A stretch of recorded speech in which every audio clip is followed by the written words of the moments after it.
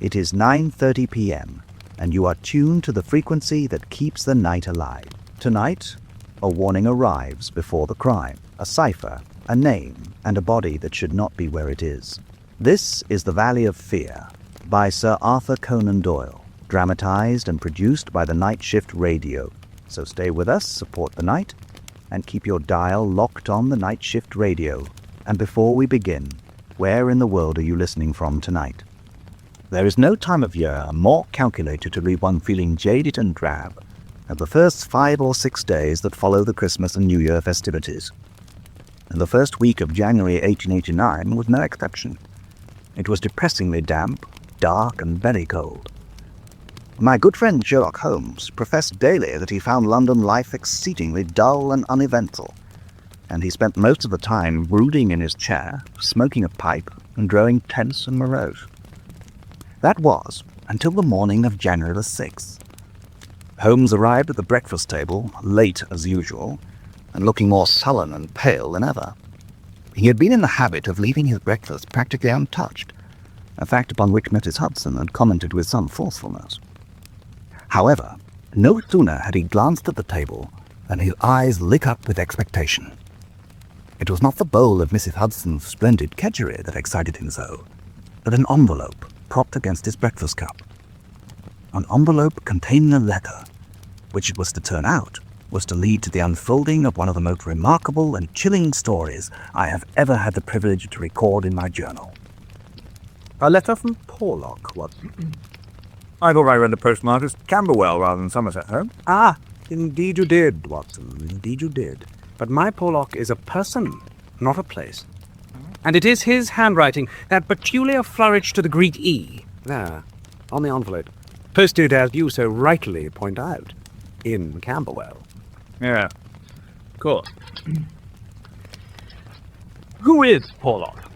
Porlock is an alias, a nom de plume, a mere identification mark. The man himself is just one link in a long chain, but the man on the end of the chain is the most dangerous of them all. Moriarty. I see. That is why Porlock's letter is so important, Watson. He is the only flaw in the chain, and we must respond. Take a look. What do you make of it?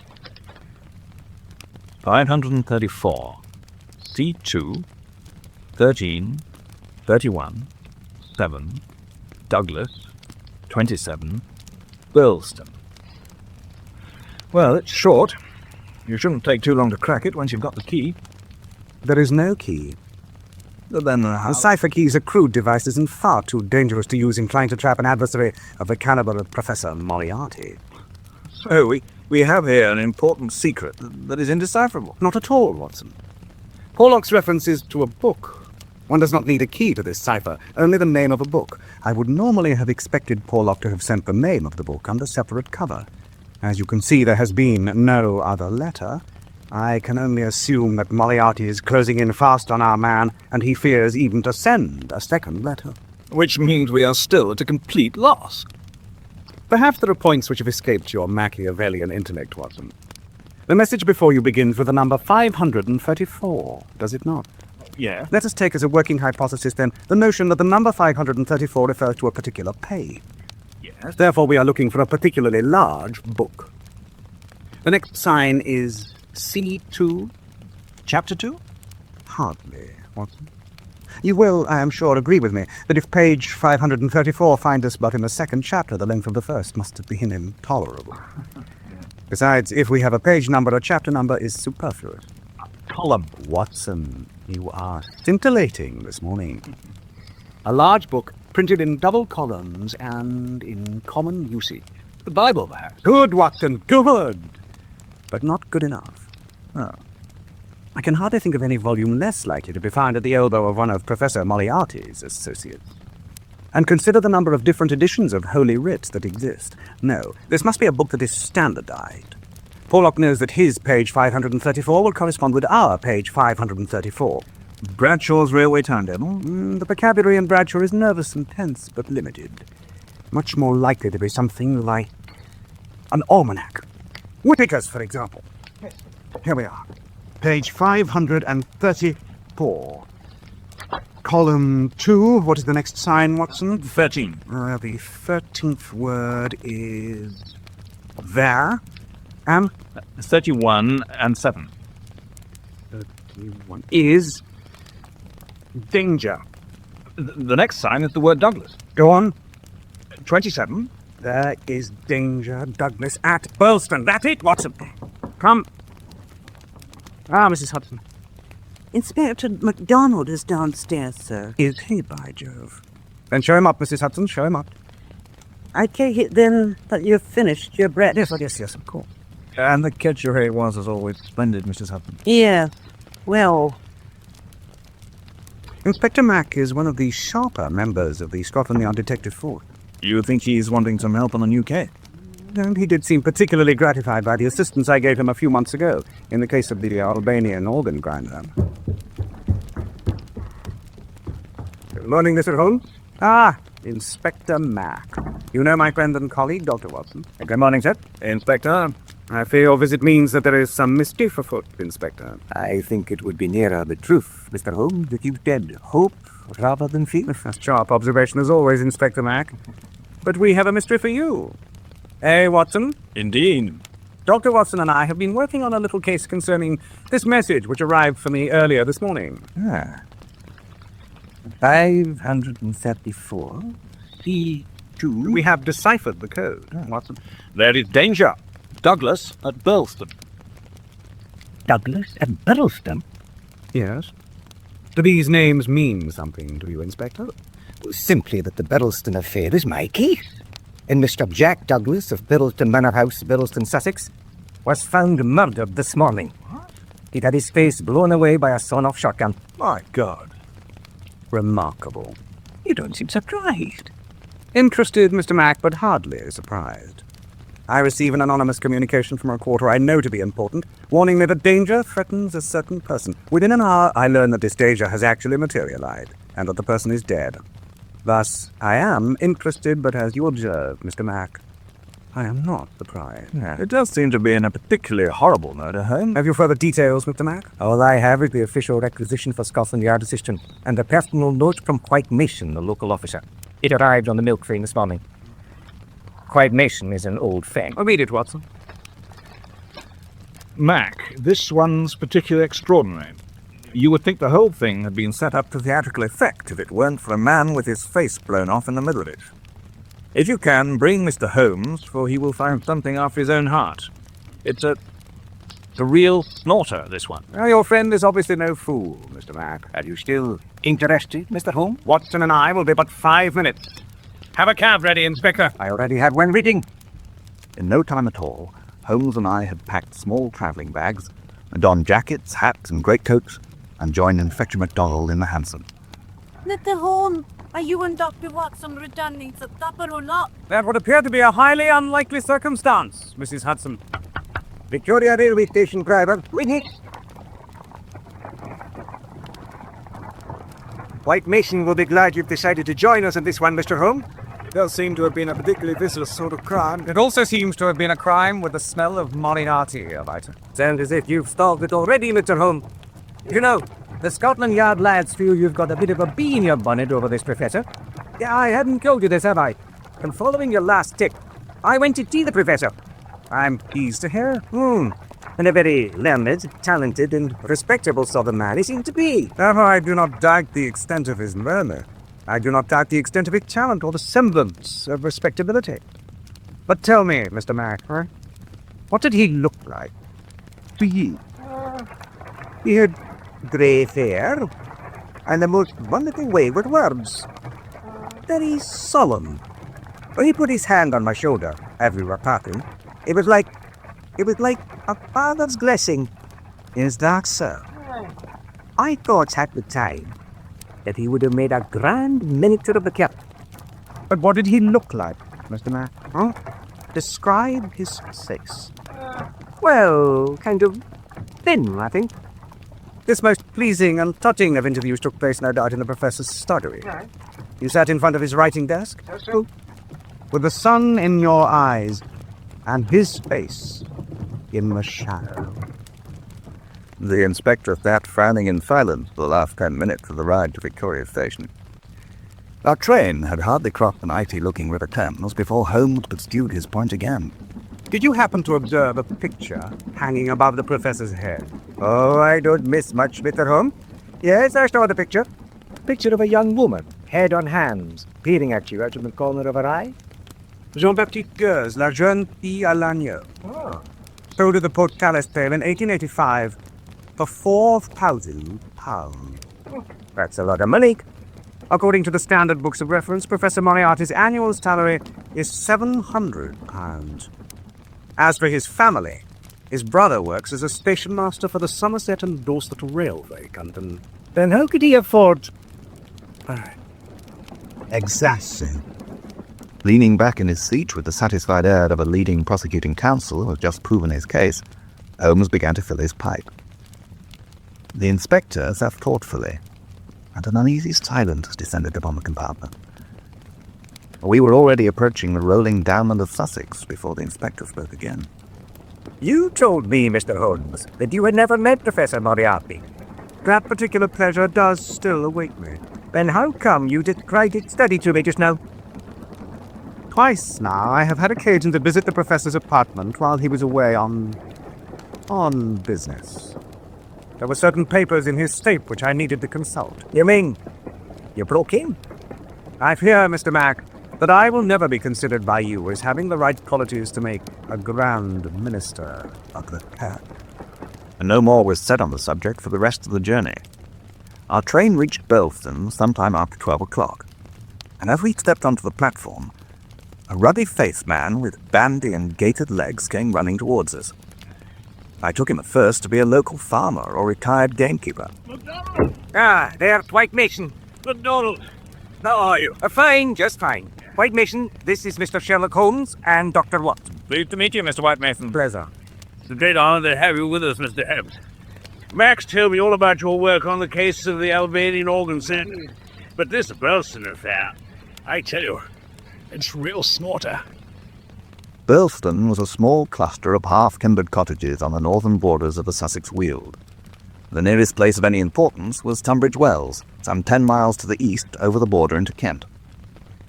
We deposited our bags at the Westville Arms, the only inn in the village. After a light lunch, we set out for Burlston Manor, which lay about half a mile from the village proper. There it is, gentlemen. See the trees there. Dates back to the Crusades, you know. But mainly Jacobean. Yes. The preponderance of gables and diamond-paned windows suggest as much. Most do. And the drawbridge. It's a regular little fortress. The drawbridge is raised each evening at 6 o'clock and lowered again in the morning. Man who appreciated tradition, was he, Mr. Douglas? Well, he bought the place after making a fortune in the Californian gold fields.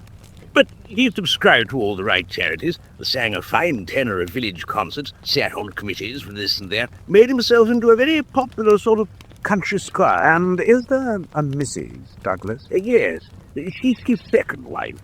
A tall, but rather spiky woman with a light... And servants? None that need concern us, apart from Ames, the butler. There's plenty round here who'll vouch for him. No doubt. There is one other person at the house, Mr. Cecil James Barker, Douglas's former colleague in California.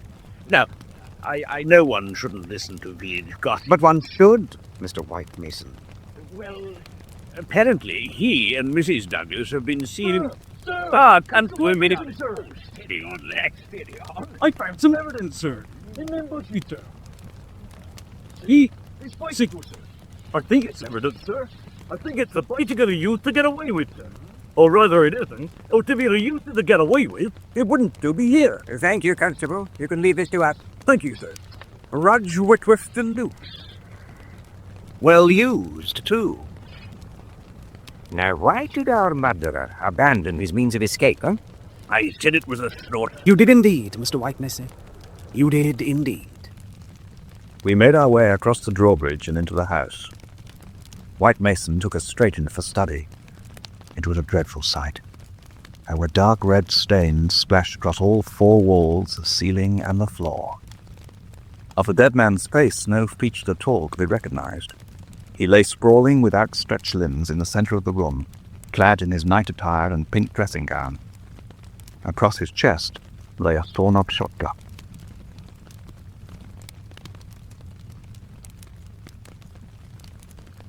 That's a mighty gruesome-looking sort of weapon. Double-barreled, with the triggers wired together for maximum effect. A tool not uncommon among a certain sort of criminal, particularly in the United States of America. You can just make out the letters P-E-N along the sawn-off end of the barrel. You see? Ah, yes. A rather clumsy Gothic script. Pennsylvania Small Arms Company. Good Lord. This footprint on the windowsill is of interest too. It's dried blood and from a very broad foot. A very broad foot indeed. Watson, you're not attempting to carry out a post-mortem over there? No, there's not much need for that, I'm afraid. It's this mark on the forearm here. No, I can't see it. Very poorly executed. Not much of a design, either. A brown triangle and a brown circle. Ames says it's always been there as long as he can remember. This mark's not been made with a tattoo needle. No. This unfortunate gentleman has been branded. You mean with a In exactly the same way they do cattle. Yes. dreadful thing? Remarkable. Luncheon has been cleared away, and the dining room is ready for you. Thank you, Ames. Is there something else? It's just that when I saw the poor master's body, I thought there was something wrong. But it wasn't until I, had another look that I realized his wedding ring is missing. He wore a wedding ring with a smaller nugget ring above on the same finger. Well, the nugget ring is still here. Do you mean to tell me that the attacker first took off the nugget ring, then the wedding ring, and then put the nugget ring back? He must have done. I think we're looking for a mighty queer fish here, Mr. Holmeswood. At the moment, I am looking for the other dumbbell. What? There is only one dumbbell on the table here. Our man has made off with a dumbbell and a wedding ring. But he has left his bicycle behind.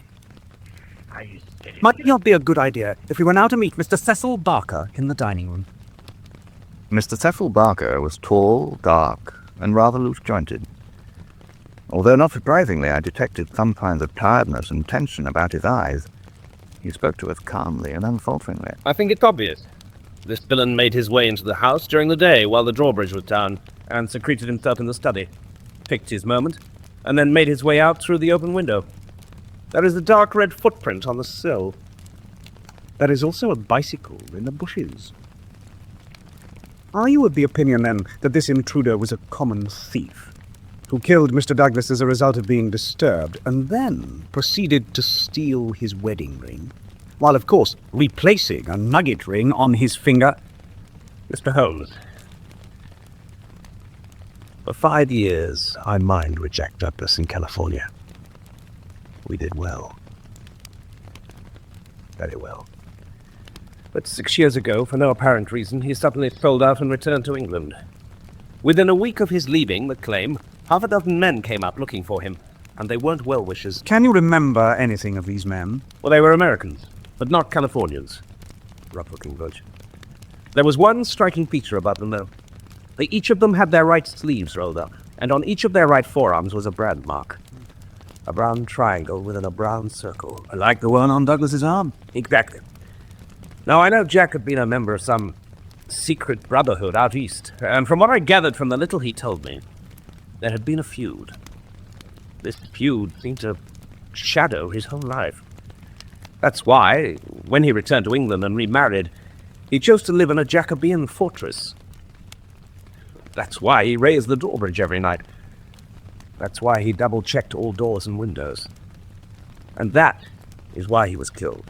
It's a desperate kind of secret society that pursues its enemies to the death over a period of 11 years. Did he ever mention any names? None?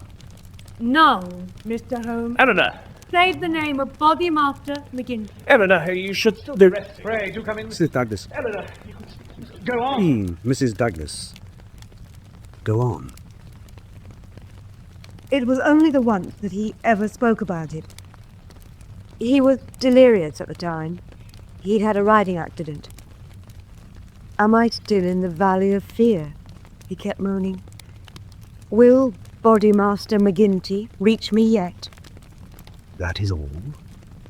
That is all. I always knew Jack to be a man with something on his mind. But 2 days ago he returned from a trip to Tunbridge Wells with a kind of fear in his eyes that I'd not seen before. I've no doubt who was responsible for killing my husband. Eleanor! Come along, Eleanor. Let me take you back to your room. Yeah. That seemed to be the performance of a grieving widow. Those two are in it together. Mark my words. And I mean together. Young wife and her lover doing away with a poor betrayed husband. I've seen it all before. All we need now is some hard and fast evidence. My method of working is to find a theory to fit the available evidence, rather than to find evidence to match the first available theory, Mr. Mack. Meet me in the study in 5 minutes. I intend to conduct a small experiment. Despite my most natural instincts, I could not help but agree with the inspector. I had expected the figure of Mrs. Douglas to be a tragic and distracted one. But the finely moulded hand which this beautiful and self-assured woman had placed upon the edge of the table had been as steady as my own. While White Mason, who was fast turning out to be a regular general, marched off to inspect his constabulary, the inspector and I made our way to the study. Watson. Holmes. Inspector, Holmes.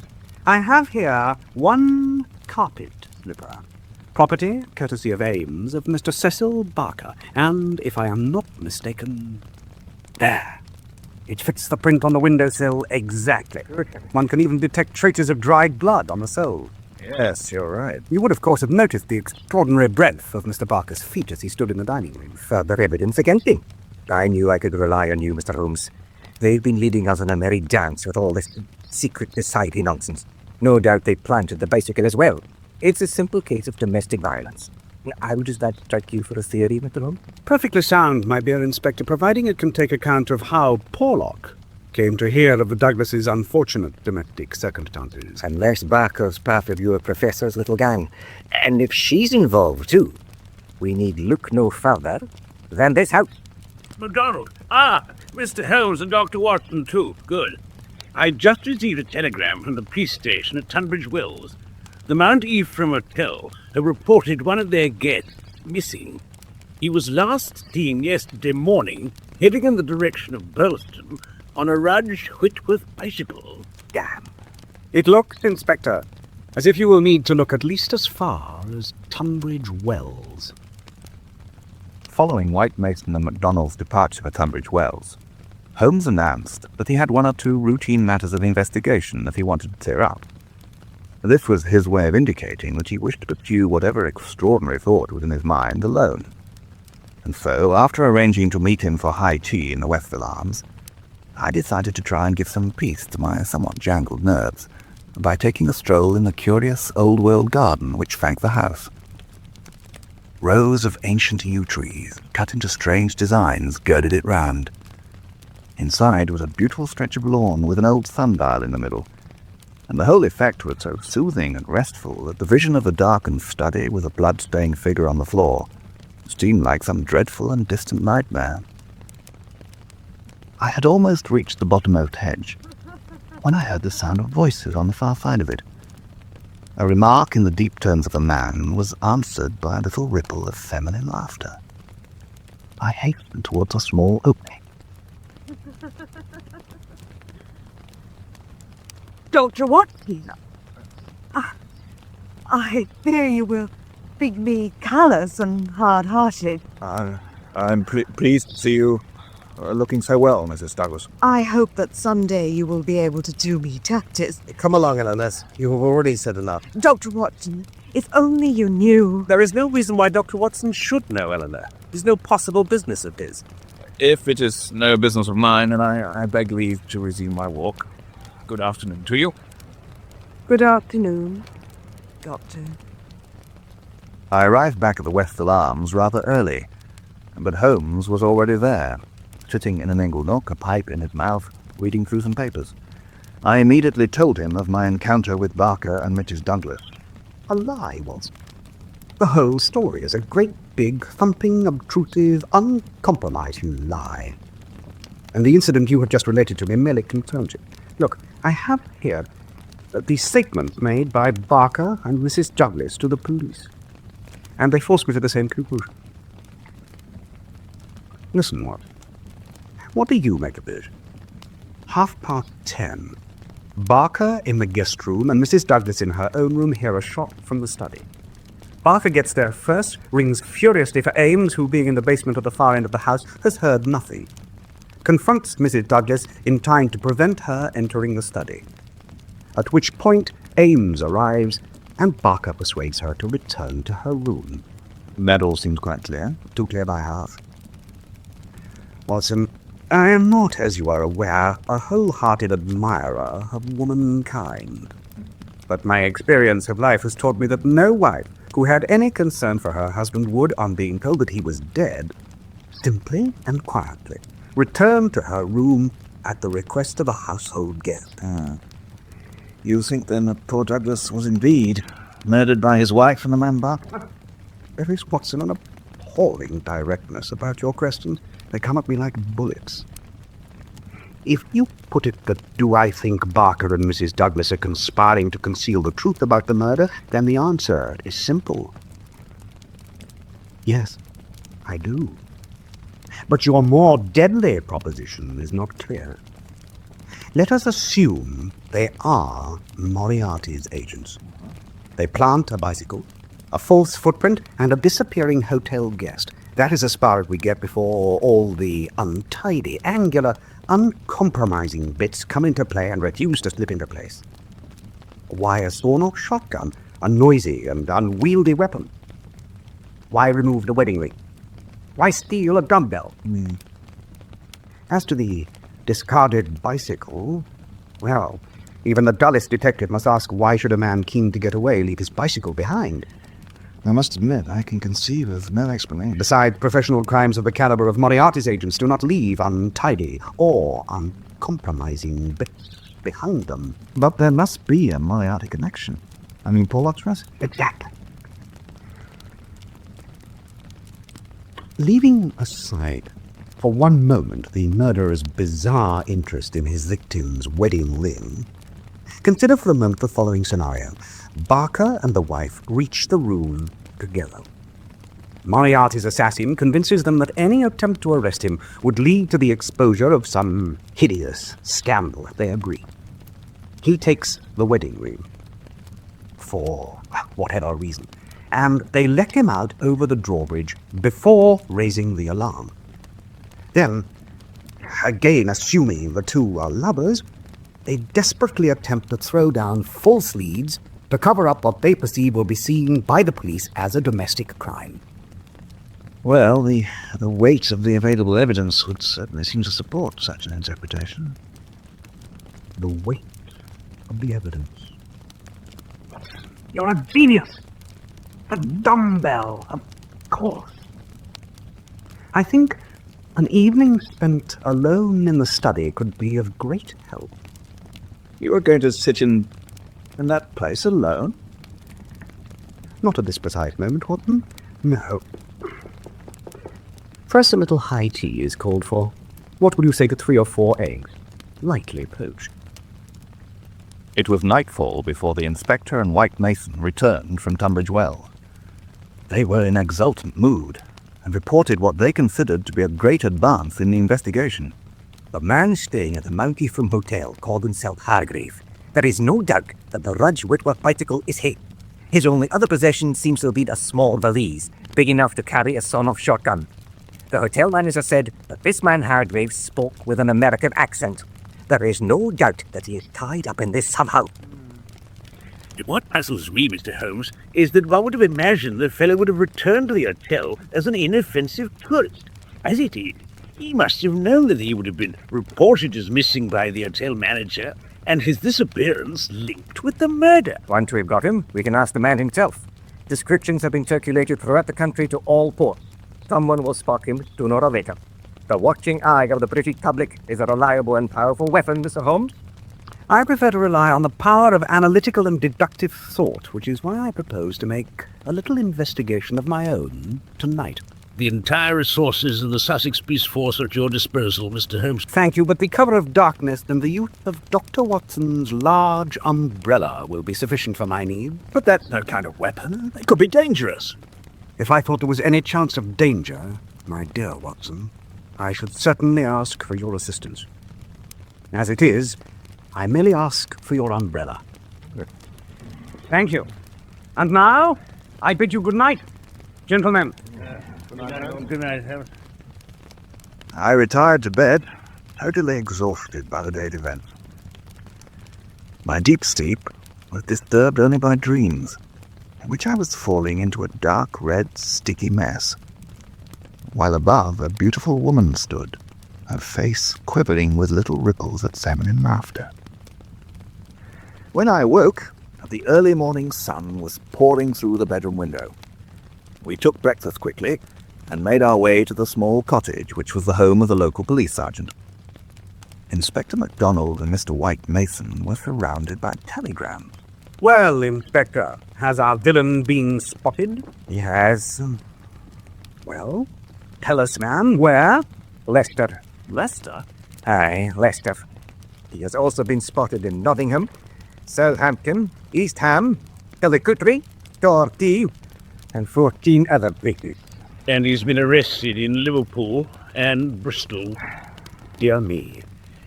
Your faith in the inquisitiveness of the British public seems to have been somewhat too well rewarded, Inspector.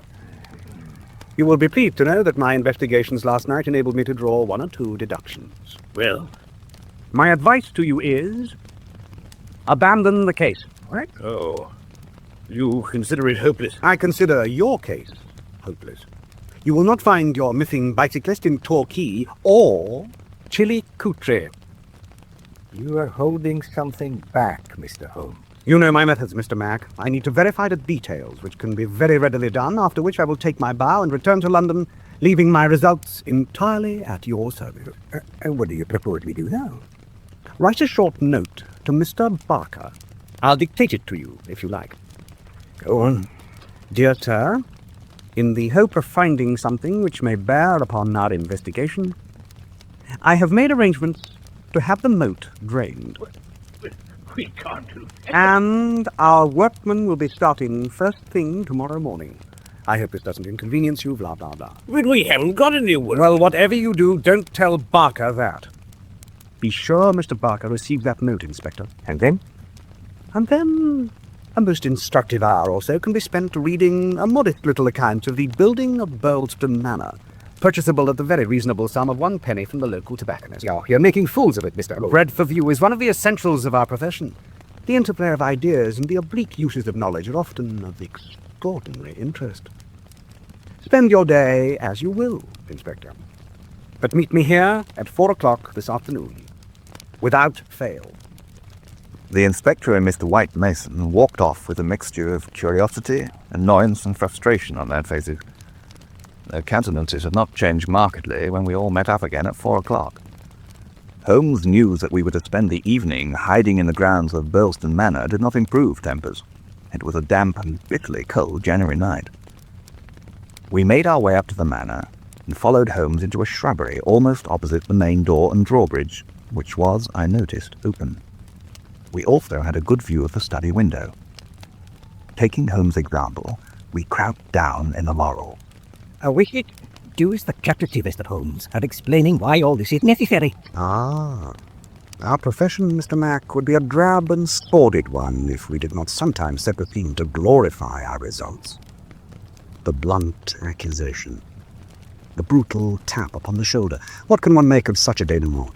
But at the present moment you thrill with the glamour of the situation and the anticipation of the hunger. At the moment, all I anticipate is catching my death of cold. Our vigil was a long and bitter one. A cold, damp reek from the moat chilled us to the bones and set our teeth chattering. A single lamp over the gateway and a globe of light in the study glowed steadily. Everything else was dark and still. Just how long, Mr. Holmes, is this going to last? If criminals scheduled their movements like railway trains, it would certainly be more convenient for all of us. As it is... As Holmes was speaking, the study window was thrown open, and the dark outline of a man's head and shoulders peered out into the gloom. He leaned forward, and in the intense silence we were aware of a soft lapping of agitated water. Suddenly, he hauled a large round bundle out of the moat and in through the open window. Now, come on, Tangley. The study! Once over the drawbridge, Holmes rang furiously at the bell, and the door was answered almost immediately by Ames. We rushed into the study and confronted the man Barker. What the devil do you mean by charging in here like this? What we mean to do, Mr. Barker, is to have a look inside the bundle you have just raised from the bottom of the moat. What business is it of yours? Simply that I put it there. What? You put it. To be more accurate, I replaced it there. When water is near and a weight, in this case a dumbbell, is missing, it is not a very far-fetched supposition that something has been sunk in the water. With the help of the admirable Ames and Dr. Watson's umbrella, I was able to fish up this bundle last night and have a look at it. The note which Inspector MacDonald delivered this morning had the desired effect of panicking into action the person who originally hid it. Well, I'm blessed. Voila, Inspector. One set of gentleman's clothes. The cyclist. Quite so, Watson. You will notice a small grease mark on the bottom of the right trouser leg here. And notice also the name of Neil Outfitters, Vermissa Valley, USA, on the overcoat. Mr. Barker, I must ask you to accompany me to the police station, where certain charges will be made against you in relation to the death of a person... You will have nothing to stick on Mr. Barker, Inspector. And why not, may I? Because I killed your missing cyclist. An oak panel in the wall immediately behind Barker had slid open, and there appeared before us a man. He was, I would guess, in his early 50s. He was tall and square-chinned, though unshaven and somewhat unkempt. And who, pray, are you? My name is John Douglas. Well, I'll be damned. Gentlemen, which of your number is Dr. John Watts? I am, sir. Then, if I am not mistaken, you are the historian of this party. Well, I've not been idle while I've been cooped up in there. This manuscript tells the whole story. The story of the Valley of Fear. Take it. Read it. Use it if you will. But whatever you do, believe it. Why, indeed. And, Mr. Holmes, I never thought that I'd have the honor and pleasure of meeting you in person, sir. The pleasure's mine, Mr. Douglas. Hey, one moment. This is all very touching, I'm sure, but I'm supposed to be investigating your death. The only death that needs investigating, Mr. Mack, is the death of our missing cyclist. Mr. Douglas' assailant, is that not so? I think you must have pieced the whole story together by now, Mr. Holmes. Go on. I will stop you if you err from the path of truth. Consider for a moment the following scenario. 2 nights ago, Douglas here surprised an intruder, and in the ensuing brawl killed him with his own gun. Partly to deceive the police, but more importantly to deceive other members of the organization which had sent this man to kill him, Douglas colluded with his wife and with Barker to make it appear as though he had been killed by an assailant who had managed to escape. The body was dressed in Douglas clothes. There was no way I could coax my wedding ring over my knuckle. And Douglas himself hid in a secret cell, last used by Jacobean fugitives and admirably described in a modest little account of the building of the manor house, still purchasable, Inspector, for 1 penny from the local tobacconist. Hey, no doubt, Mr. Holmes. The rest of the details will be found, I am sure, in the manuscript now in Watson's possession. Indeed. Mr. Mack, Mr. White Mason, I bid you farewell. I leave you with my findings and with the task of sorting out the legal niceties of this most remarkable situation. Thank you, Mr. Holmes. I comprehend I'm not sorry to see this one cleared up. Indeed, indeed. This case, Mr. White Mason, is far from being cleared up, as you put it. What do you mean, Mr. Holmes? Take my advice and be vigilant. As soon as word gets out that you are still alive, there would be further danger for you. Moriarty will harry, and harry relentlessly. Moriarty. Oh, just one of Mr. Holmes's theories. Mr. Douglas, you know where to find me.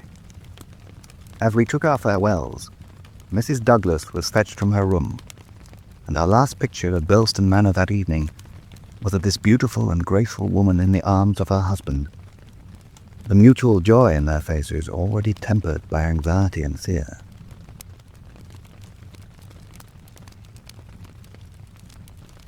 Ames had the Douglases' trap sent for, and we set off once again for the Westhill Arms. Holmes was quiet and pensive until we had almost reached the inn. What fate might await Douglas now, I dread to think. I'm sure that neither he nor Barker will suffer too harshly at the hands of British justice. Oh, the British judiciary system is as fine as any in the world. It's the individuals who administer it who are the cause of the concern. But incompetent judges, time-serving lawyers, and boneheaded police officers can be circumvented. It's the greater danger that is so disturbing. Am I still in the Valley of Fear?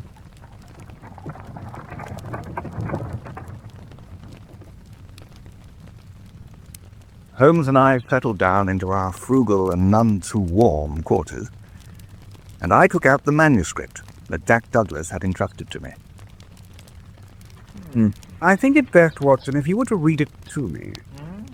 It would enable me to concentrate upon the detail of the narrative. Oh, and your reading does possess a certain clarity of diction and dramatic poise. Well, if you say so, Holmes. Even though your rendering of Mangan's A Ride Around the Parapet at Christmas did tend to drift inexorably towards vapid sentimentality. Proceed. A brief account of events which took place in the Vermissa Valley of United States of America between the years 1875 and 1876. If I describe the district known as Vermissa Valley as desolate and gloomy, made up as it is entirely of black, bare mountains and tangled, impenetrable forests, and then the township of Vermissa itself is even more depressing. At least in the valley there is a certain grandeur in the huge fires and drifting smoke, while the sprawling heaps of slag and cinder pay tribute to the strength and industry of the men who hew out the wealth of iron ore and coal that lies hidden under this inhospitable landscape. But the town shows a dead level of mean ugliness and squalor. The broad street has been churned up into a horrible rutted paste of muddy snow. The sidewalks are narrow and uneven. The gas lamps serve only to highlight the grime and dirt that hangs on the fronts of a long line of wooden houses. It is a dark, cold and murky February evening in 1875. A small knot of men can be seen milling about outside the wooden shack that passes for the Vermissa railroad station. Their grimed paces and the safety helmets they carry mark them out as miners returning from a day's tour in the lower valley. There is, however, one man standing slightly apart from the rest. He is wearing travelling, not working clothes, and a closer inspection will reveal that his keen, shrewd eyes and firm jaw set him apart also. Set him apart as one who is likely to leave his mark, for good or evil, on whatever community he happens to dwell in. He glances quickly, perhaps wistfully, at the tiny mountain train making its way back down the valley, then notices one of the miners shaking hands with a colleague. He picks up his bag and walks quickly over to him. Excuse me, sir. I really arrived from Chicago and looking for a decent lodging house. Can you suggest somewhere? It's a dark night. Dark nights are unpleasant. Yes, for strangers to travel. A freeman of the ancient order is always welcome in Vermissa, brother. Make yourself known to the bodymaster, Councillor McGinty. Runs a bar on Main Street. As for lodgings, old Jacob Shafter is as cheap and honest as anywhere in this town. His house is just 200 yards up the street there. Lays back from the road a bit. Thanks, brother. Jacob Shafter is an elderly, heavy man of Swedish extraction. His tired eyes light up as the tall stranger fingers a bundle of banknotes. It is soon arranged that for the sum of $12 a week paid in advance, he is to receive board and lodging. And so it is a little later that evening that the newly arrived stranger makes his way through the chill and murky gloom of Main Street, Vermissa, to McGinty's bar. Bartender. Further. Could you tell me where I find one, Counselor McGinty? Who wants it? Name's McMurdo. John McMurdo, just out from Chicago. Oh, is that a fire?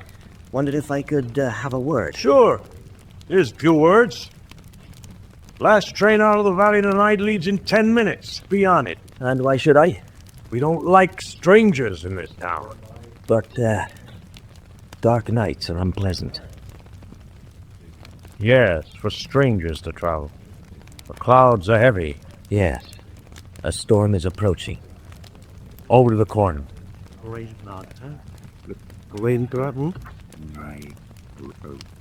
Right, mister. We don't take folks on trust in these parts. Nor believe all we're told, either. That you're found to be playing games with the lodge, you won't leave this town alive. Well, this is some welcome for a body master to give a stranger, brother. There are too many strangers. Where and when were you made? Lot 29, Chicago, June 24th, 1872. Bodymaster? James H. Scott. District ruler? Bartholomew Wilson. Why did you get out of Chicago? Well, Leave it. Over your shoulder. See? Oily-looking fella just come in. Margaret, new police officer. all right. I've never been afraid of those stocks. Evening, Captain. It's a bad show about the smashing of that windlass and capstan over at Ray's and Sturmish's mine, huh? Yeah, well, perhaps you do better trying to find the culprits rather than coming here wasting my time on honest business, doing all good for his custom. Well, if you happen to hear anything, Counsel, you know... Well, now. Here's an old acquaintance. John McMurdo. I was never a friend of yours or any other damn policeman. I know a Chicago crook when I see one. It's only a week or so since I came out from Chicago myself. They still haven't forgotten about the shooting at Jonas Pinto up there. And you can't prove a thing, not yet. But it's a mighty shame you had to leave town in such a hurry. You should be a bit more careful of the company you keep, Counselor. He didn't invite you into his bar, Captain. You heard what the man said, Marvin. I'll be keeping an eye on you, McMurdo. Oh, Whoa, open the window. so it's murder that's down to you, is it, brother? Jonas Pinto was no loss. We was in business together. Uh-huh. What sort of business? I guess you'd call it manufacturing. We were helping Uncle Sam make dollars. Maybe the gold wasn't quite as good as his, but they looked as well. And were a damn sight cheaper to make. And that damn blubber of Pinto squealed to the police and Pinkerton boys. Oh, you're a coiner and a murderer. Oh, I'm thinking you could be a very useful recruit to our lodge, Brother McMurdo. Saturday night is our meeting. You'll be tested there. And the stranger from Chicago is suddenly a stranger no more, but a marvel, a local hero. A man who has shot a squealer, who has coined successfully, and who dismisses a policeman with contempt, deserves to be courted, deserves to be bought drinks. It needed the more sober arm of Henry Morris to guide John McMurdo back to his lodging that night. The devil take them, Watson. Holmes? What does it all remind you of? The handshakes, the signs, the ridiculously banal, secret phrases. Some sort of Freemasonry. Exactly. What a perfect tool for the criminal mind the secret society is. A perfect cloak that is capable of hiding anything, but can go on hiding more and more. Pray, continue, Watson. Next morning, John McMurdo rises early, apparently none the worse for the previous night's extravagancy. He has a job to go to, a local bookkeeper, fixed up for him the night before by, of course, Councillor McGinty. As he enters the downstairs front room, he is stopped almost speechless in his tracks. Why, who? I'm Eddie. Shafter. Mr. Shafter's daughter. Your breakfast is almost ready, Mr. McMurdo. Oh, well, are you Miss Shafter?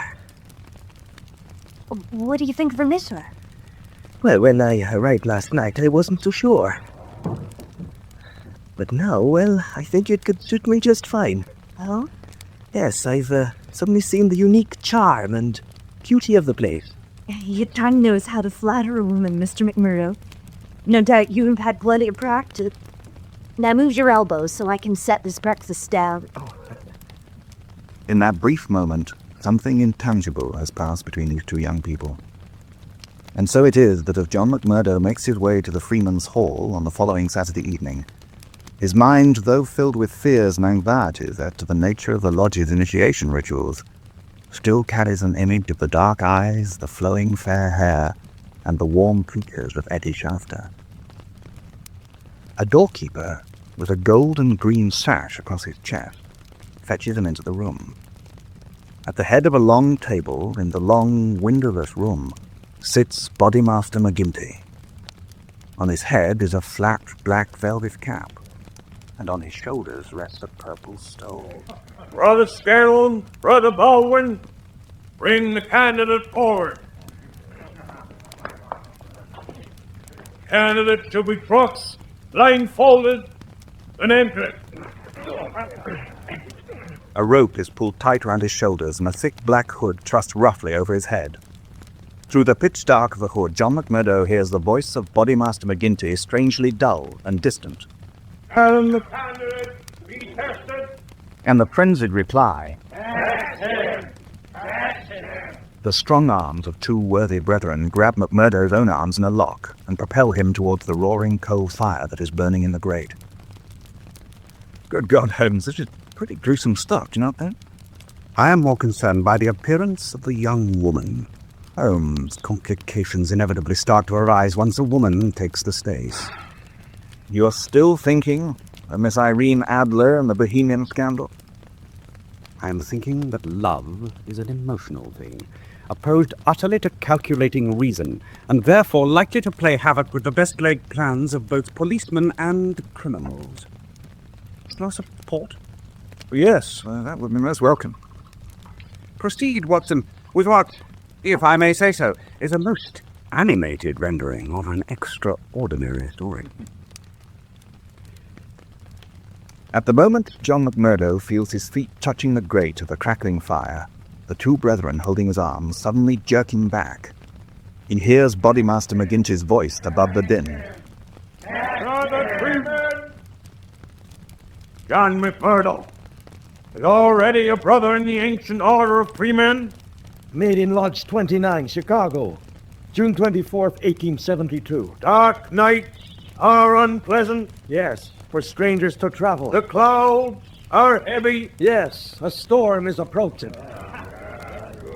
You know, brother, by your sign and counted time that you're one of us.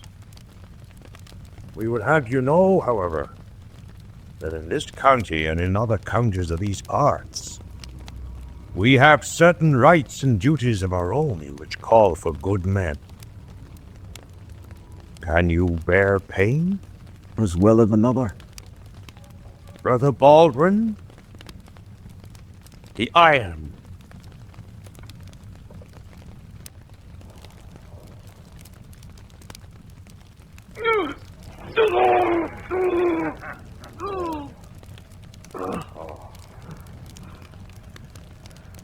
I can take more of that. You speak like a true free man, Brother McMurdo. You have sworn the oath of fidelity and secrecy. You are aware that the punishment for any breach of it is death? I am. And, in the name of Lodge 341, Vermister, I welcome you to its privileges and debates. And suddenly the rope about his elbows is removed, and the hood pulled from his head. He looks immediately at his right forearm, still burning painfully. Deep and red as the branding iron has left it is a clear-cut circle with a triangle in it. All around, he is being congratulated. A fine show. We've all had it, but not all as brave as ye. You've got a performance, brother. I hope I can be a credit to the order, Brother Baldwin. Credit has to be earned. There are some of us who have worked for this lodge for years who do not like pushy, loud-mouthed upstarts. Did I make myself clear? It's never a pleasant thing to be threatened, however circumspectly. But young John McMurdo is not unduly worried. He thrives on challenge. He is building a new life for himself. He is the toast of the lodge, and he is in love. Oh, Eddie, you are the most wonderful thing that has happened to me since I came to Vermista. I want you, Etty. Mr. McMurdo, you've only known me for a week. A week, a day, an hour, what does it matter? I know what I feel, Etty, and I know what I see. A beauty, a tenderness, and a strength that I've not known in other women. You Irishmen do have a way with words. Though what kind of way I better not say. Then follow your heart, Akrusla. It's me you want, isn't it? Isn't it? I'm no innocent young girl, John. My father keeps a lodging house. I've met many men. You're different. I am? There's a warmth about you, about your eyes. I don't see it in the others. Oh, then, Etty. My arm. It's a little sore. Let me look. No, it's all right. John, not you. You damn snarl. You're all the same. Don't touch me. What is this racket? See? The pylon is on? Why, sure I'm a freeman. What's a mistress at? It's for charity and good fellowship. It's for corruption and murder. Scourers, freemen, they're devils. Oh, do you really believe all the lies you read in the newspaper? I know who runs the protection rackets. Keeps our land and businesses in the hands of a small body of men. Get out of my house! And don't ever come near my daughter again. Etty? You heard what Father said. Go to your scour of friends. And so it is that John McMurdo, his heart heady and his arm still burning, makes his way to McGinty's bar. Are you happier now that the good lady has made a hasty exit, Holmes? I am never happy while secret societies remain secret. I wish to get at the truth.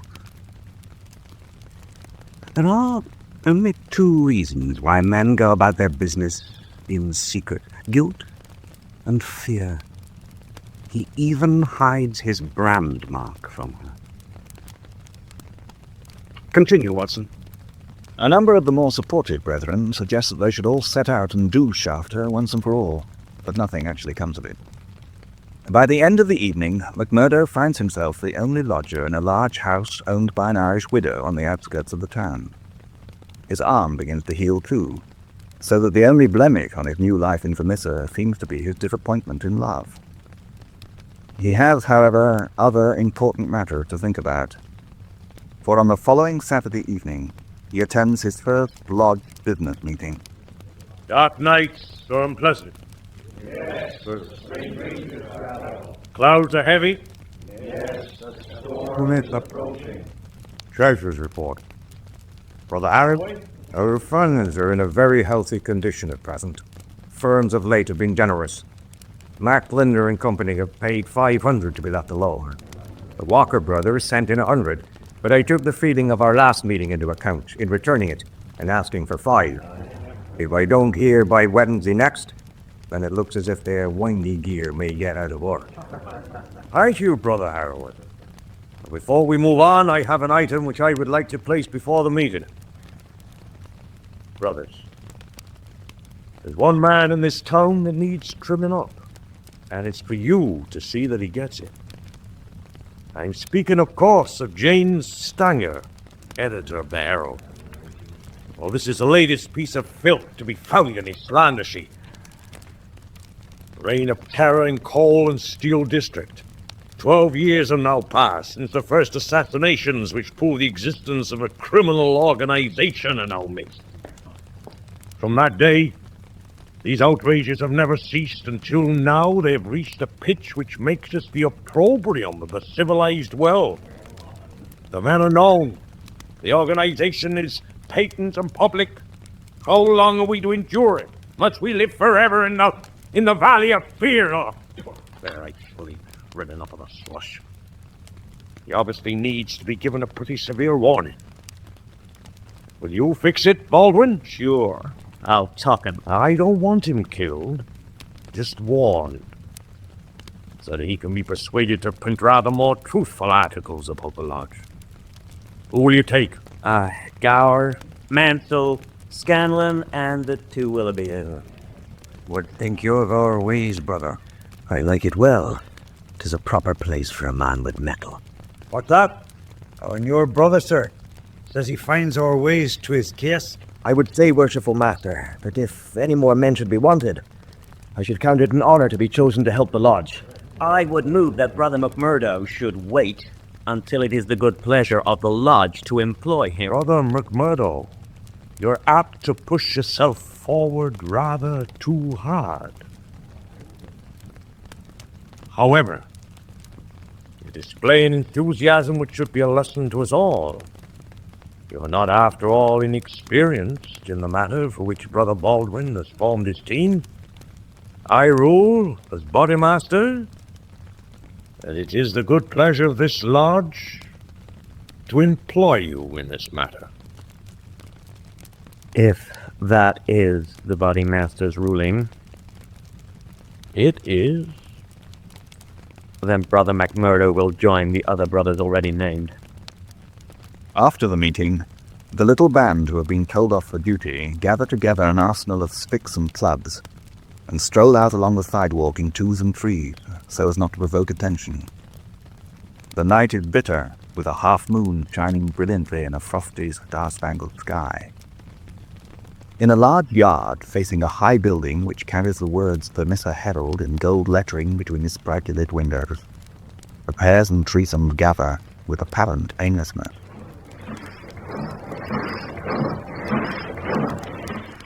The party cross the road and push open the door of the newspaper office. McMurdo, I want you out of the way. Stay and guard the door and see if the road's kept open for us. Willoughby'll stay with you. The rest of you, come with me. His office is at the top of the stairs.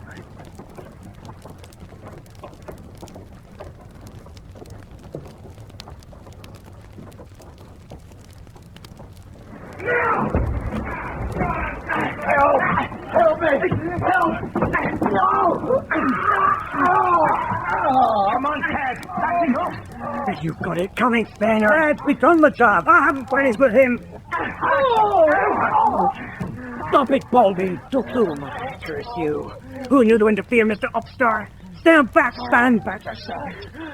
I'll blow your brains out. As to the lodge, wasn't it the order of the body match himself for the man was not to be killed? And what are you doing but killing him? Be right. For God's sakes, let's get out. The street's already been wakened. The police will be here any minute. Come on.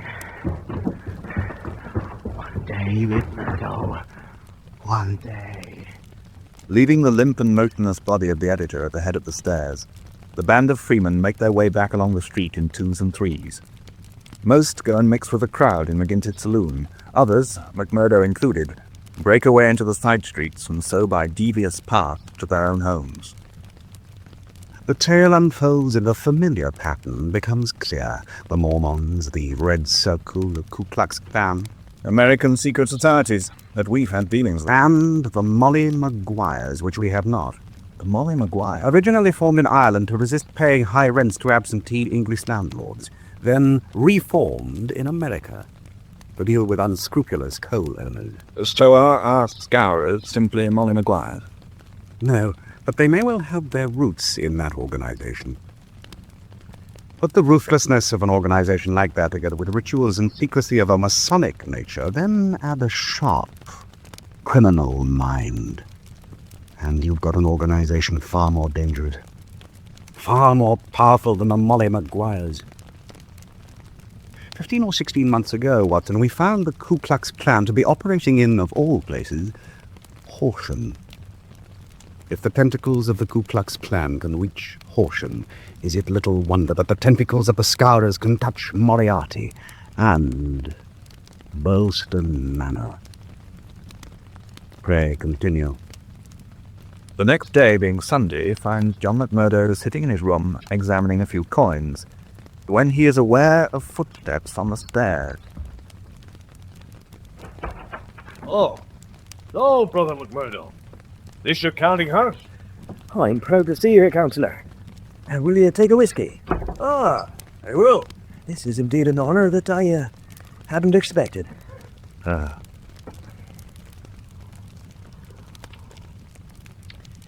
I hear you pulled a gun on Brother Baldwin last night. I did. And I'm not ashamed to say so. Right. You're a real card, that's for sure. Why? Our instructions were to give a lesson, not to kill. Baldwin was breaking those orders. An order from a bodymaster must not be disobeyed. You never short of an answer, are you, McMurdo? Where I come from, the body master must always be obeyed. Else what happens to his authority and the discipline of the order? The same applies in this lodge, brother. And then you understand why I threatened Brother Baldwin. Baldwin is ambitious. He looks forward to the day I step down. He has eyes on the office of Bodymaster. I see. That maybe a future Bodymaster should have greater regard for the rulings of the present Bodymaster. What happened there, McMurdo? Can you two counter? Cover him, Patrol, while I disarm him. There's my pistol. Maybe, Captain Marvin, if you and I were alone and face to face, you would not take me so easily. Where's your warrant?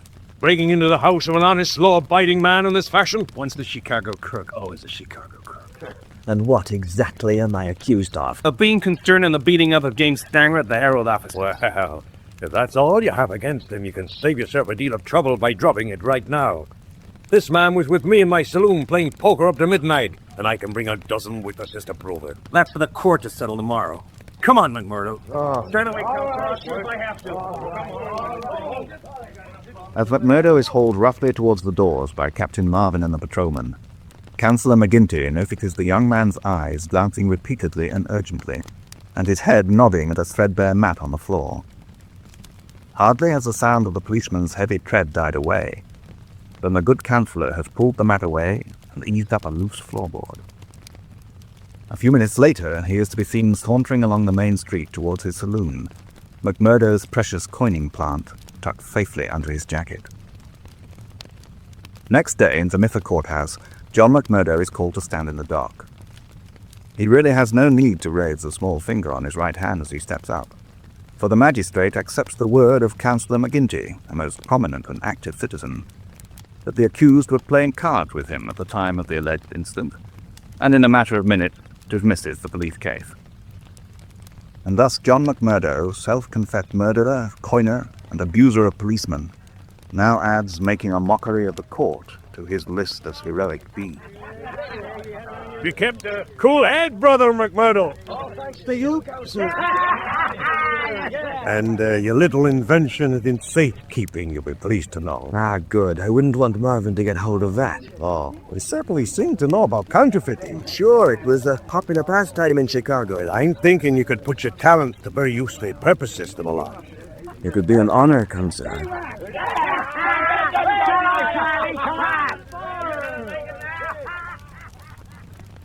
And so as spring turned into summer, a summer that is humid rather than hot, and hazy rather than bright, the reputation of the newcomer from Chicago continues to grow. He is known as a boon companion, a cheery reveler, and withal a man of high temper who will not take an insult even from the all-powerful Bodymaster himself. He takes it as an honor, therefore, to be called to one side one evening after a lodge meeting, and invited by the Bodymaster to visit him at his house, a large mansion just off Main Street, the very next evening. Urban? Thank you, Councillor. I'll be straight with you, brother. I didn't invite you here for socializing. There's a job for you. Are not such matters generally discussed at lodge meetings? Usually, yes, but two brothers have been employed on this job before, and they've failed to carry it out. In fact, brother, too many jobs have been going wrong of late. Enemies of the lodge out when our boys have called on them. Equipment moved before it can be fixed. Somebody's tongue is wagging, perhaps. Maybe you're right. And what is this job you have for me? Chester Wilcox. Oh, yes, I remember. He testified against two freemen in another county. As a result of which they were sent to the gallows. If a lesson is not made of him, I fear other enemies of the lodge may be tempted to follow his example. You say two brothers have been employed on the job already? Last week. Haggerty and Davis lay in ambush for him, but he foiled them by returning home by another road. He knows the country around his farmstead like the back of his hand. That's why I think there's only one way to be sure of the job. And what's that? Raise the house. He will know his wife and children will be in it as well. Are you a true free man or not, Brother McMurdo? By the end of the month, Councillor, you would have learned from the papers that your trust in me as a true freeman has been rewarded. At the next lodge meeting, Bodymaster McGinty's announcement that McMurdo will carry out the attack on Chester Wilcox's house meets with wholehearted approval, except in one particular quarter. Ted Baldwin knows that his position of heir presumptive to the Bodymaster's chair is under threat. It does not help that, not wanting to risk trouble on an important and dangerous assignment like this, McMurdo chooses the Hickey brothers rather than Baldwin to assist him. Sitting alone in his room on the following Sunday afternoon, McMurdo is considering the possibility that Baldwin might well plan some sort of showdown or confrontation with him, when he is aware of a footstep on the stair. He goes to the door and waits for it to open. Right, Doctor, you... Mary and Joseph. It's you. Are you after trying to beat me up too? I hear a soft footstep on the stairs. The door to my room creaked open. What am I supposed to do? There are some dangerous men in this town, Etty. Oh, you should know all about that. What are you doing here anyway? I had taught you vowed never to speak to me again. I'm here against all reason, I suppose, but I couldn't leave without one last visit. You look here. Sit down. I'm right drunk here. It's not much of a tone for a princess like yourself. But it's all the furniture I've got. Still the same flattering Irish tongue. I know what kind of life you lead, John. You're a murderer and a scourer. Well, it all comes to the same thing. Oh, to be sure, that's a fine compliment, is it? And what's all this about leaving? In the past, my father'd had his doings with the members of the lodge. So have I. Etty, you don't have to tell me. I tell you this so you can know how it is here in the valley. Both Father and I have tried to break all contact with the lodge. That's why he was so eager to throw you out of the house, but it's impossible. That's why we're leaving for Nissa next week. But you can't. You both know too much about the workings of the lodge. It would not be safer either of... It would be safer and better if you would come with us, John. A murderer and a scourer. You're different from the others I've known. I know it from the way you've looked at me, from the way you've touched me when we've been alone. You're a gentle and loving man at heart, John. And have me drummed out of the lodge. Well, this place drags everybody down to its own infernal level. We can both get out of it, start afresh. Come with us next week. I can't. Not yet. I must have time, Etty. Why all the rush? There's someone who's asked me to keep house. Mother of... He's the very worst kind of scourer. There'll be trouble for both Father and I if I stall him any longer. Who is this man? His name is Baldwin. Ted Baldwin. Oh, leave Ted Baldwin to me. Oh, Etty. Etty, did you ever doubt that I loved you? From that very first day. Then if that's the truth, John McMurdo, you come away. I can't. Not yet. I cannot just leave for Missa. I have important work to do for the lodge. It would put us both in great danger if I were to... And what is this precious work for which you're prepared to sacrifice the love of a woman you say you loved from the very first day you met her? I can't say. No doubt you can't. But I expect Captain Marvin could. Marvin? He's been snooping around your lodgings of late. Don't you see? The police are closing in on you. Think carefully, John. My father and I leave Thursday. You have 4 days to decide. And with those words, Miss Etty Shafter turned on her heel and leaves John McMurdo standing pensively in the middle of his sparsely furnished room. Aha! What do we have here, Watson? The climax to a remarkable story. A passionate woman whose hasty ultimatums are threatening to endanger both herself and her lover. Oh, yet again we find an emotional attachment between a man and a woman becoming the fulcrum upon which the timing and the success of the denouement rests. Mark my words, Watson.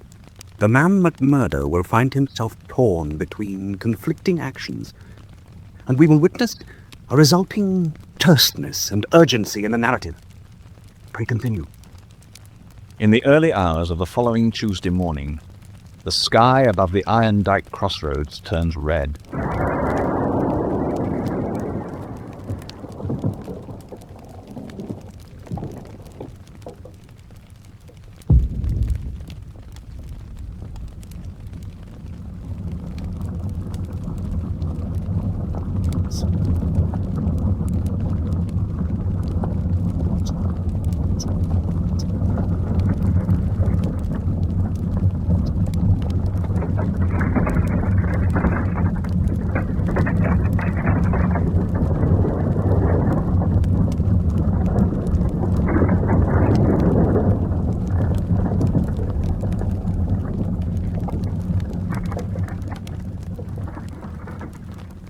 Chester Wilcox's farmhouse lies in a crumpled heap like so much matchwood. John McMurdo steals back to his rooms and lies down on his bed, and the slightest hint of a smile can be seen curling about his lip. Do you not already notice a shift of tone, Watson? Next day, the afternoon edition of the Vermissa Herald carries the story on its front page. Horror of latest Scourer outrage is the headline under which Steve Wilson, special reporter, has described how the Wilcox house was blown up while Chester Wilcox, his wife, and 2 young children were asleep inside.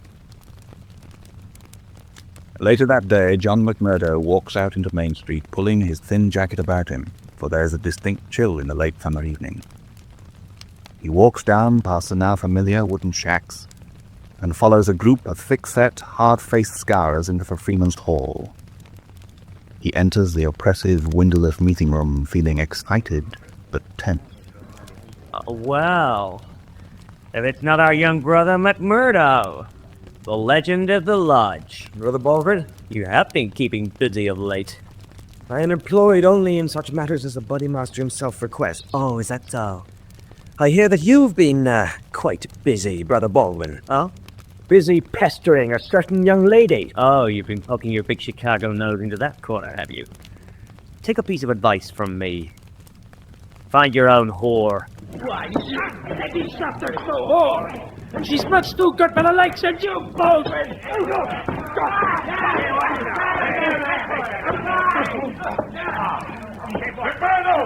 Baldwin! Freeman! Is this any way to behave towards each other? Save your venom for the enemies of the lodge.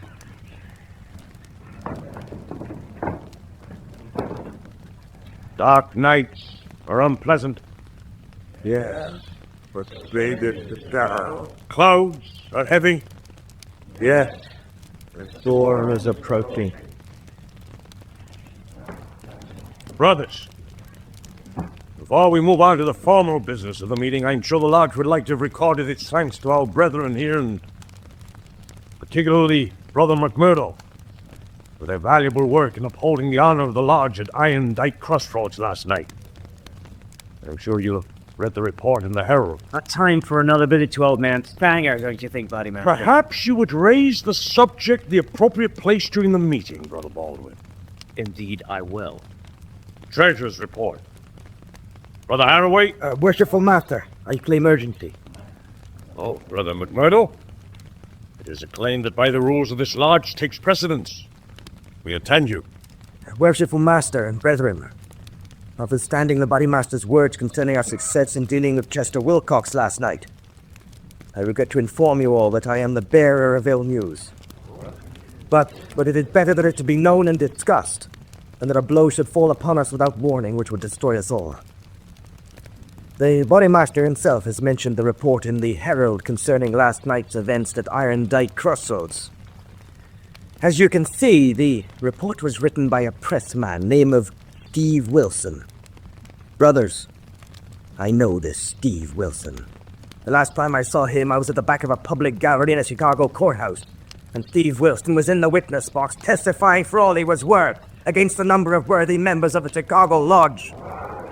In fact, he is not a pressman at all, nor is his real name Steve Wilson. He is none other than Bertie Edwards, a Pinkerton agency's best detective. I knew that if we didn't strike against him quickly, all of us could very soon be behind bars. So this afternoon, I went to McGilligan's bar, you know, where all the pressed men drink, and I happened to fall into conversation with Steve Wilson. He told me he wants to know all he can about the lodge and what he calls the Scourer outrages for the Chicago press. Any brother uttering a word to him knows what he'd do to him. I know that, Brother Baldwin. And I know there is only one cure for Mr. Bertie Edwards, to make sure he never leaves the valley. Then we must go and fix him without delay. I already suspect there's a weak member or two in that lodge. A number of jobs have failed recently. We can't afford to let Bertie Edwards get to such men. We could, if I knew where to find him. I couldn't get from him where he was lodging. However, I do have a plan. Begone, brother. He told me he'd be at the telegraph office tomorrow morning should I wish to talk to him. I meet him there. Tell him I'm a freeman myself and that for a price I'll offer all the secrets of the lodge. And he tell him there are papers and documents at my house, and that he should meet me there at 10 o'clock. He'll fall for it, I'm sure. And then? And then the rest is up to you, Counselor. Yeah. Brothers Baldwin, Cormac, Willoughby, Riley, and Mansell. Yeah. It is the good pleasure of the lodge to employ you in this matter, and I shall attend to. We can get this man Edwards to talk, and discover if any of our weaker brethren have been foolish enough to talk. Brother McMurdo, you have already served this lodge well. We're further indebted to you for your prompt action in this most serious matter. I trust we are in time to see the honor and ancient secrets of the order maintained. I am sure that after tomorrow this town would have seen and heard the last of Mr. Bertie Edwards. Until we have dealt with this man, brethren, be vigilant. The clouds are heavy. Yes. Or it is a pearl. Next evening, John McMurdo makes preparations.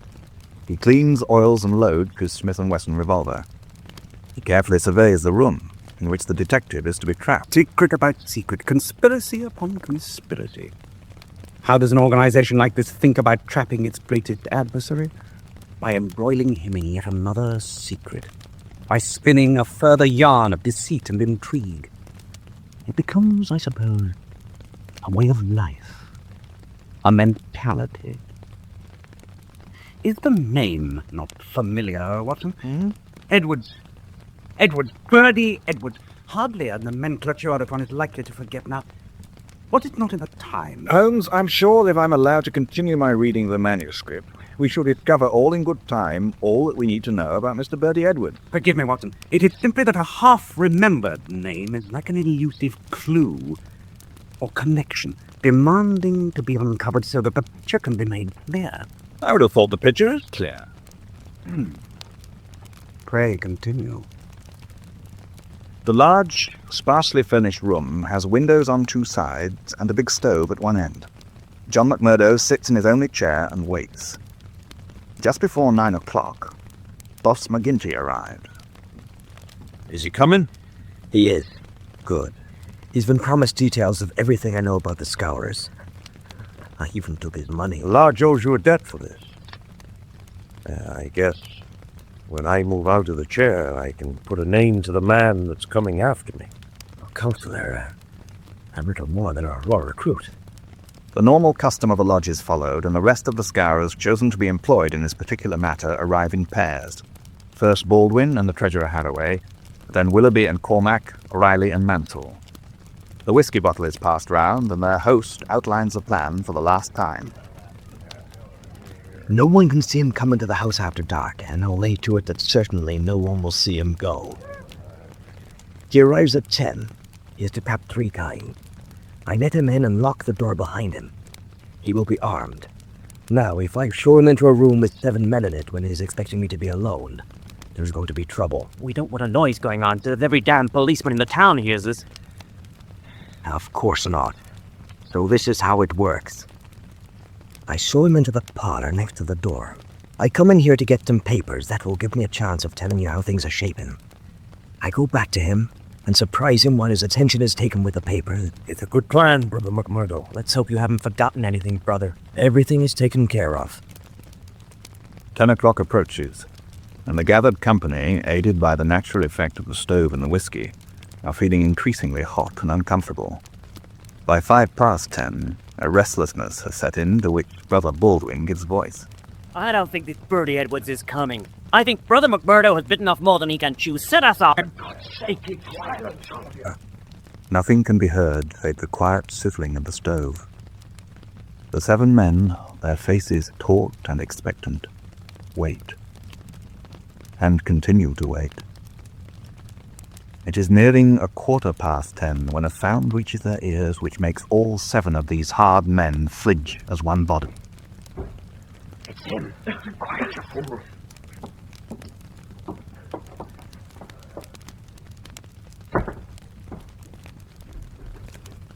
Good. You've got. Evening, McMurdo. Come in quickly, never might see that. If you care to wait in the parlor, Wilson, now, let those smaller papers I mentioned.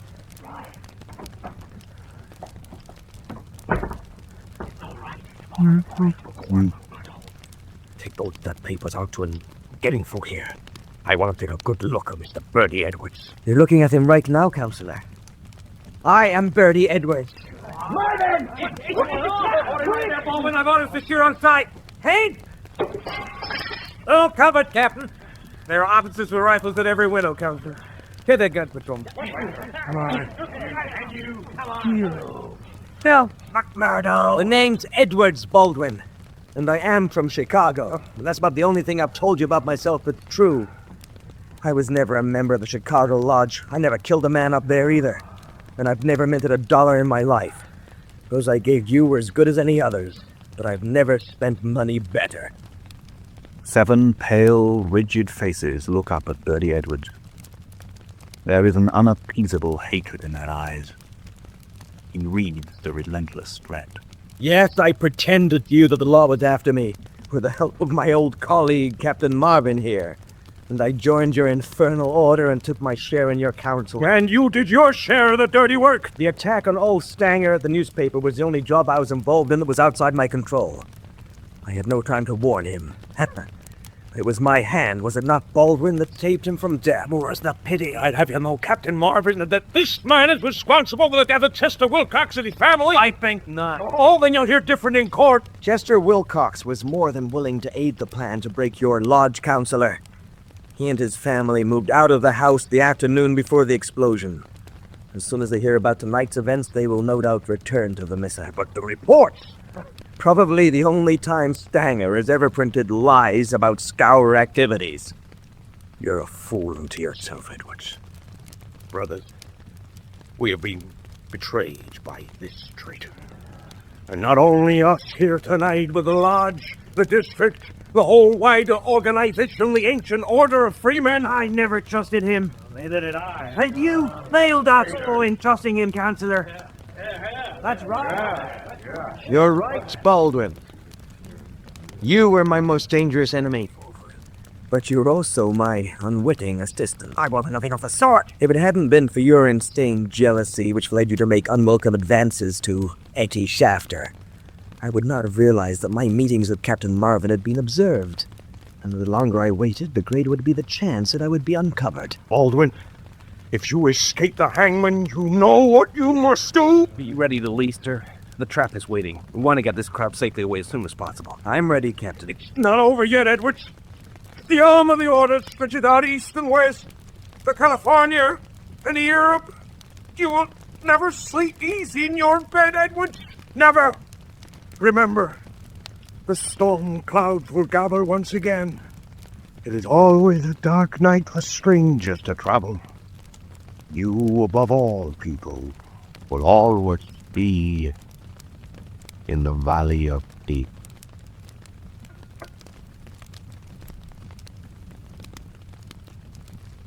Later that night, 50 or so other lodge members are arrested in various parts of the valley. For the first time in many years, the residents of the valley sleep peacefully in their beds. As soon as he had taken his farewells of Captain Marvin and his men, Bertie Edwards is sitting in the trap which is to take him to the station, and waiting there are Etty Shafter and her father. Together they board the tiny mountain train that Bertie Edwards had stepped down from on his arrival in Vermissa Valley one damp and dreary February night 7 months ago. The train makes its way down the valley and through the dark forests to the wide plain on the other side, where the 3 travelers join the busy night train for Chicago.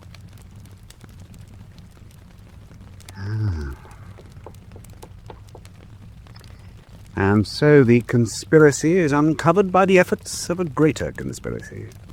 Justice of the poetic kind. I assume, Watson, that we both have a very broad idea of subsequent events. Yes, but there is a postscript, if you'd like me to read it. Proceed, Watson, for though I fear that this story has yet to reach its natural ending, a postscript will nevertheless bring us comprehensively up to date. As a result of Bertie Edwards' work, The network of organized and institutionalized crime in Vermissa was broken. Councillor McGinty was sent to the gallows.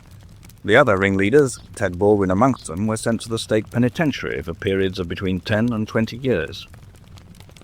As for Bertie Edwards himself, he has indeed never been out of the Valley of Fear. No sooner had he and Etty married than they were forced to flee Chicago for California. After several unsettled months, Etty became ill and died. For some months, Edwards drifted from township to township, until he met up with an Englishman named Barker, changed his own name to Douglas, and started to prospect for gold in a remote mine. At about the time he reckoned some of the lodge were due for release, he set sail for England. He remarried, and for 5 years lived the life of a Sussex country squire. That is, until one morning in January 1889, when he saw a cyclist pushing the Rudge Whitworth bicycle up Mount Ephraim Hill in Tunbridge Wells. Despite the aging process of 10 years, he recognized the man immediately. It was Ted Baldwin. And he stopped there? He stopped there. I suppose that when he wrote that, he still trusted that he would not be discovered. It's an extraordinary piece of writing. Such imagination and drama. A shade too florid in a number of places for my taste, but whatever Mr. Bertie Edwards, alias Mr. John Douglas' qualities of penmanship, there is no doubt that he is a remarkable detective. Well, he got his man in the end. I assume the body on the floor was that of Ted Baldwin. Oh, no doubt about it. It would explain the brand mark on his arm. Well, that's that one tied up then. Oh, I think I could do with a good night's sleep, Holmes. What's left of it? That one's tied up. Oh, yes. The brand mark, the bicycle, the dumbbell. It's all tied up. The case is completely and utterly solved. Thanks to you, Holmes. And how satisfied do you think I feel that this case is, as you put it, tied up? Do I have the countenance of one whose patient, thorough scientific detection has led to the solving of an evil murder? At the end of a successful case, Watson, in what activity am I most likely to be discovered? Smoking a pipe of tobacco. Smoking a pipe of tobacco, playing my violin, making notes towards the publication of some small monograph. Content with the satisfaction of knowing that through my detective skills I have played some part in seeing justice done, in seeing problems solved, in seeing truths which the guilty and powerful wish to remain hidden uncovered. And what had been achieved in the solving of this particular case was the arrest and possible conviction of a notable fellow professional for the killing in self-defense of a notorious thug, murderer, and blackmailer. Holmes, you cannot blame yourself. Putting a good man, his wife, and friend in great danger. Giving comfort and solace to all scourers in general, and to Moriarty in particular. Moriarty. Who else would Baldwin and an organization as malevolent as the Scourers have contacted for assistance in tracking Douglas down in England? Only Porlock's letter had arrived earlier. I could have perhaps helped Douglas and his wife. Perhaps, Watson, it is provident that we are still in Sussex, and not back in London. Surely it's all a matter for the judiciary now, Holmes. I accept there is no more work for us to do in the way of detection, Watson. But there are a few practical matters where I believe I could be of some assistance. I would endeavor to get some sleep if I were you, for tomorrow is likely to be another long and tiring day. I slept little. At the time, I was apt to blame the Spartan nature of the accommodation. The Westville Arms was only a marginal improvement upon what I had been used to during my army days in Afghanistan. I suspect, though, that something of Holmes' depressed and anxious state had transferred itself to me. Next morning, we partook of what passed as breakfast in this most frugal of English inns, and set off immediately for Burleston Manor. A chill night had produced a heavy frost, though the gables and battlements were silhouetted against the hazy morning sun. The local police force was still in evidence for the manor, but we had no difficulty in being admitted. Ames showed us into the library, where we were soon joined by Douglas, his wife, and Barker. Have you read the manuscript? Dr. Watson read it all to me last night. It was an extraordinarily well-conceived plan. It would certainly have fooled the police. The scar of brand mark on the arm of the body seemed to be such a conclusive identification. The only time I've ever been grateful for the cursed thing. Believe me, Douglas, when I say that if I had known what I know now, I would cheerfully have steered White Mason and his men to Derby, or East Ham, or Tillicoultry in search of the phantom cyclist. Well, to be honest, I doubt whether our plan would have fooled the Scourers or Moriarty for long. Baldwin would soon have been missed, and they are used to me returning from the dead. Don't forget that I have already been killed in a Californian gold mine accident, and in a Chicago saloon bar brawl. Yes, but it would have given you time. Had the inspector or White Mason said anything about the likely charges? We are all to appear before the police court later today. Mr. Barker and I are to be charged with obstructing the course of justice. Going on how I hate involving you both in my affairs like this. Ah, well. A life of leisure never really suited me, anyway. Surely the English law takes into account the fact that Jack acted in self-defense. Indeed it does. Justifiable homicide. Say it to a defendendo. Self-defense. Thank you, Watson. I penned a small monograph on the subject a few years ago. The crucial point is whether or not the judge can be convinced that Baldwin intended to kill your husband, Mrs. Douglas. But surely that's obvious. It might be to you or me, Barker, but not necessarily for a judge. Or a jury. Indeed. If the 12 men, good and true, display as much thought, foresight, and observation to the trial as their fellow countrymen did when seeking the phantom bicyclist. Can you suggest something, Mr. Holmes? Could you perhaps recommend a good lawyer? I rather think that the situation is beyond the call of lawyers. But the police court today will surely only refer the case to the county assizes. That won't come up for another 3 weeks. Or a month at the earliest. But Moriarty will be on your trail again, as soon as the midday editions of the papers are on the streets. Douglas, a rich and influential colleague of mine, Mr. Percival Hammond, would feel honored to act as your bail surety. But how... I don't even know, Mr. Adams. Believe me, Douglas. His kind offer represents your only chance. Particularly as I have just seen Inspector Mack walk over your drawbridge a moment ago. Inspector MacDonald for you, sir. Good morning, Mr. Douglas. Mrs. Douglas? Good morning, Mr. Barker. Mr. Holmes, Dr. Watson. We were about to take our leave, Inspector. Watson and I have finished our work here. We must both return to London. Yet another call for assistance came our way this very morning. Isn't that so, Watson? Yes, quite. Oh, well, I'm glad I caught you both. Dr. Watson, that manuscript of Mr. Douglas, we shall need it in court, you know. It should tie up the last little details. It answers the smaller queries right enough, but leaves the greater issues entirely unaddressed. Oh, I'm sure that's nonsense, Mr. Holmes. If it hadn't been for you, we would never have solved this case at all. Holmes sat in an intense, glowering silence all the way to the station. I wondered what new case Holmes had been referring to when he had spoken to Inspector MacDonald. Well, Watson, goodbye. But I thought we were going back to London. Have no fear, Watson. I have not broken the law by willfully speaking an untruth to an inspector of the Metropolitan Police Force. We are both returning to London. But whereas you will return on this train, providing we do not stand here conversing for more than 2 minutes, I will return in 2 or 3 days. The branch line connection for Tunbridge Wells leads from the other platform, I believe. Hurry along, Watson. Next day, the newspapers reported the Douglases' appearance at the police court. The case had been duly referred to the county assizes. Bail had been stood by Mr. Percival Hammond. It was inevitable now that Moriarty would have heard about events at Burleston, and again Douglas's life would be in considerable danger. For 3 days I heard no news, either of Douglas or Holmes, but that third day I opened my copy of the Times to read of the disappearance of Mr. and Mrs. John Douglas and Mr. Cecil Barker, defendants in the forthcoming trial at East Sussex Assizes. The midday editions reported on a further development in the story. Mr. Percival Hammond, a surety for the Douglases' bail, could not be traced.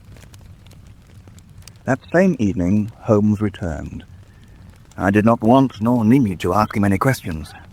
He took up his violin and began to play.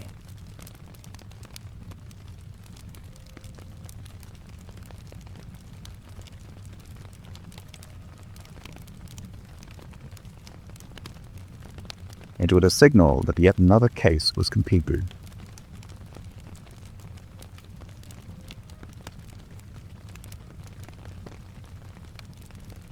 But he did not play for long.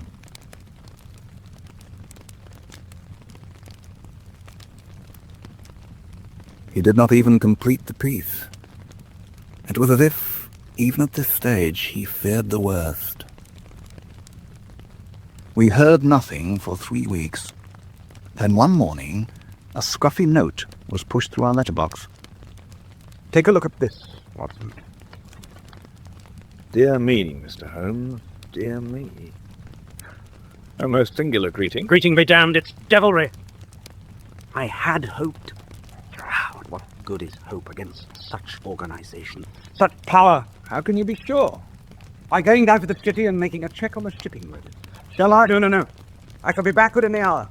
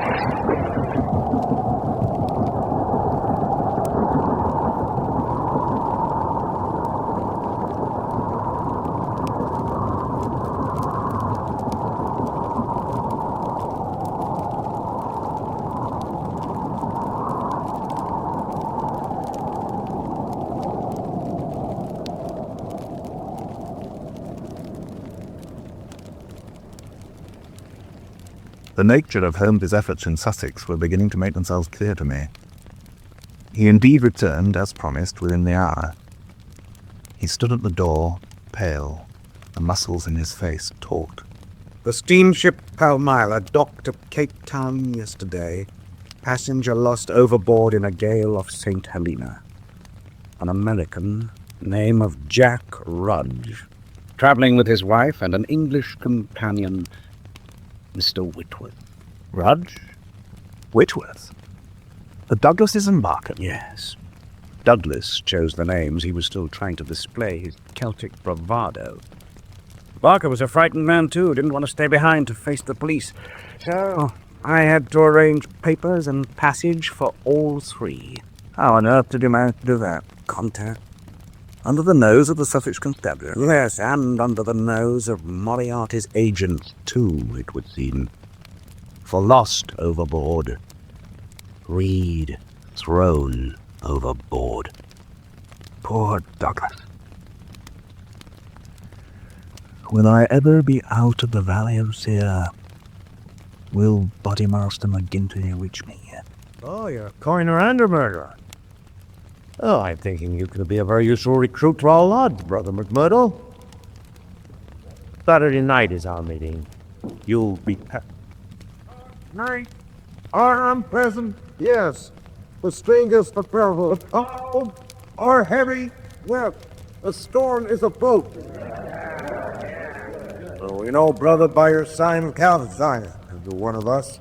To have you know, however, that in this county, in other counties of these parts, we have certain rights and duties of our own. It's called for good men. And you bear pay as well as another. Brother Baldwin. The iron.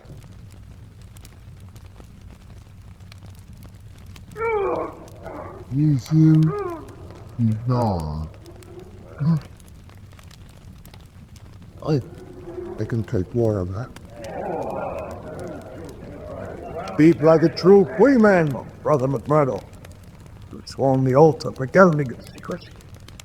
You are aware that the punishment for any breach of it is death? And in the name of Lodge B41 Vermisser, I welcome you with privileges. we're apt to push ourselves forward rather too hard. However, the display enthusiasm that should be a lesson to us all. You are not, after all, inexperienced in the matter for which Brother Baldwin has formed his team. I rule as bodymaster, and it is the good pleasure of this lodge to employ you in this matter. If that is the bodymaster's ruling, it is. Then Brother McMurdo will join the other brother the wedding ring. One day. Remember, the storm clouds will gather once again. It is always a dark night for strangers that travel. You at the bar will always be within our ear. The power of secrecy, of a secret society, is awesome indeed. It can hide anything. Anything. The rituals, the spurious sense of brotherhood are all attractive to men. They provide comfort and, above all, a sense of power. But when a secret society turns against the common good, those people who wish no part of it have to keep their notions secret. And in such an atmosphere of conspiracy will organizations like McGinty's and Moriarty's thrive and grow. Do you mean to tell me that we have to sit down under this? Do you say that you can never get level with this king devil? No, I don't say that. We have reached the end of this Particular case, I'm afraid, and so has Moriarty. But the truth must be got at, and Moriarty trapped. Otherwise, none of us will ever be out of the Valley of Fear. But I must have time, Watson. I must have time.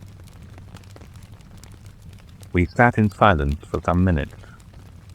Holmes' pipe lay on the mantelpiece unsmoked, and the violin lay upon the table unplayed, while those fateful eyes still strained to pierce the veil.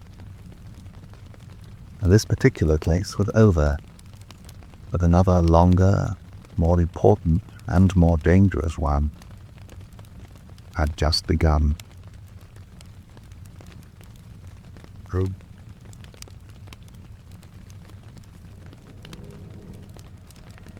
This was The Valley of Fear by Sir Arthur Conan Doyle.